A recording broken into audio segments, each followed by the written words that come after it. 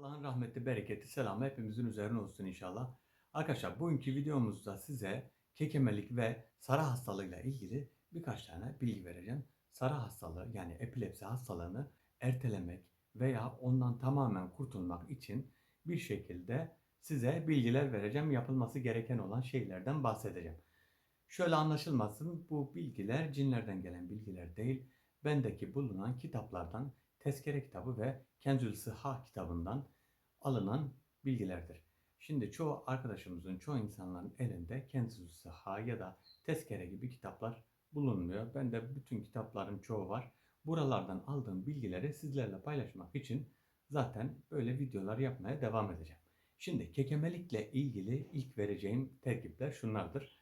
Eğer çocuklarınızda ya da kendinizde kekemelik varsa, kekemelik kimde varsa, devamlı kekeme ise bu vereceğim tarifi yaparsa Allah'ın izniyle inşallah yani öncelikle şifanın Allah'tan geldiğini umarak o şekilde davranarak bunları yaparsak Allah'ın izniyle kurtulunur. Şimdi kekemelik için ne yapılabilir? Yeşil nane, bildiğimiz yeşil naneyi döveceksiniz. Bu şeyde döveceksiniz. Sarımsak döveceği var ya, bilirsiniz havan derler. Havanda döveceksiniz yeşil naneyi. O dövdüğünüz, iyice ezdiğiniz püreyle dile masaj yapacaksınız. Ya çocuğunuz olur, kendinizin olur. İşte kim yapacaksa kendisi de yapabilir. Kekeme kimse o da yapabilir. Diline çıkaracak. O püreyle diline masaj yapacak. Yani bir 5 dakika falan masaj yaparsa ve 2-3 gün 4 gün tekrarlarsa bunu kekemelik Allah'ın izniyle yavaş yavaş gider. Bir de keklik yumurtası. İşte keklik yumurtasını alıp günde birer tane yutarsa keklik yumurtasının da faydası olur. Tabi bunlar denemekle yapılacak. Hangisi ona iyi gelirse o şekilde devam edecek. Artı bir tarif daha var. 50 gram hardal suyu, 50 gram kekik suyu, 50 gram arık arha suyu. Bunları karıştıracak. Günde bir defa gargara yapacak. Yani yutmayacak bunu. Gargara yapıp tükürecek.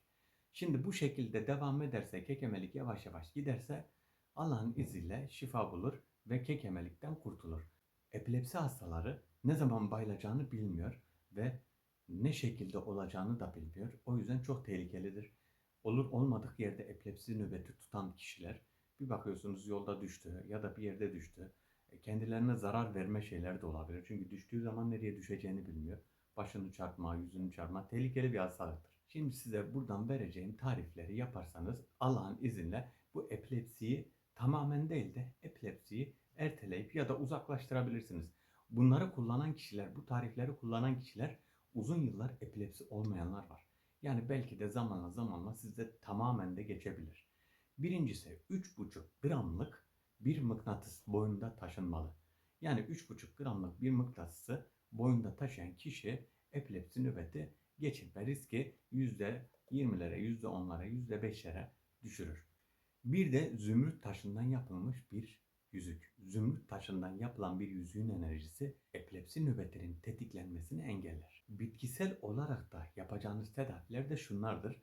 Şimdi size vereceğim bu tedavi yöntemlerinin gramları var. Bu gramlara dikkat edin. Bakın bitkisel bile olsa gramlara dikkat etmezseniz fayda yerine size zarar getirebilir. Yani orada 5 gram yazıyorsa 6 gram, 7 gram ya da 10 gram yapmayın. Hastalık bu şekilde yani daha çabuk geçer diye düşünmeyin. Size farklı bir zarar yani tansiyondu, ondan sonra başka bir şeydi, çarpıntıydı. Böyle şeylere yol açabilir. Mide bulantısıydı.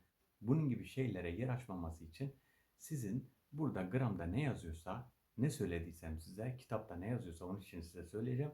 Bunları uygularsanız Allah'ın izniyle bakın bu maddelerin hangisini uygularsanız uygulayın epilepsi nöbetinden kurtulmuş olursunuz ki Allah'ın izniyle inşallah şifayı veren Rabbimizdir zaten. Rabbimiz derde verdiyse şifasını da vermiş. Bunu araştıran alimlerimiz bir şekilde yazmış ve bize sunmuş. Evet, bitkisel tedavimiz de şöyledir. Birincisi sinemeki kaynatılarak günde birer bardak suyunu içeceksiniz. Yani sinemekiyi böyle demleyeceksiniz. Kaynatacaksınız tencerede. Biraz suyu bol olsa da iyi olur. Günde bir bardak suyunu için. Eğer ki sık nöbet geçiren biri varsa bunları içtikçe gün gün artık geçirmez ya da bir daha geçirirse farklı tedavilere de başvurabilir.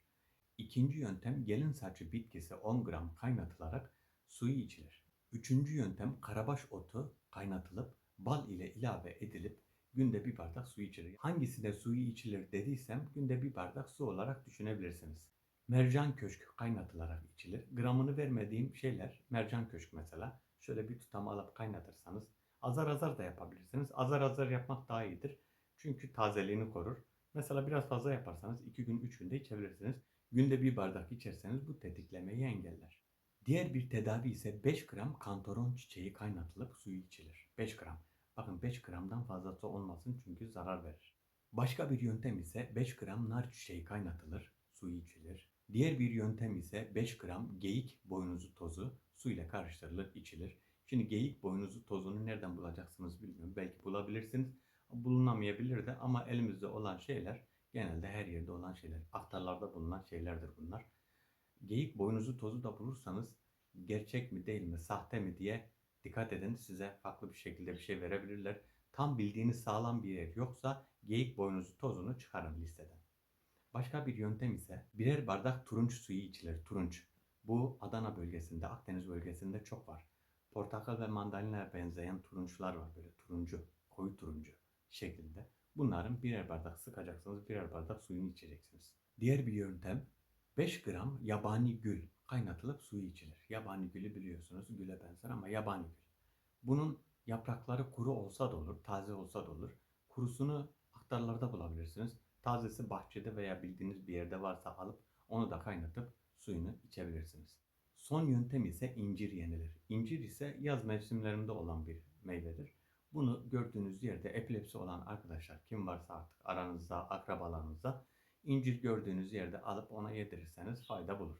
Şimdi bu saydığım yöntemler dediğim gibi Tezkere ve Kenzul Sıha kitaplarından alınma bilgilerdir. Bu bilgileri terkip ederseniz yani size hangisi uyuyorsa bunu uygularsanız bu hastalığı çeken yakınınız olabilir, akrabalarınız olabilir, kendi ailenizin içinden biri olabilir veya komşunuz olabilir. Bu terkiplerden bahsederseniz veya bunların bir listesini hazırlayıp işte o hasta olan kişiye verirseniz bu şekilde kullanarak Allah'ın izniyle şifa bulur. Arkadaşlar bugünkü videomuz buraya kadar. Herkes kendine iyi baksın. Allah'a emanet olun. Allah Rabbim cümlemize şifa versin. Hoşça kalın.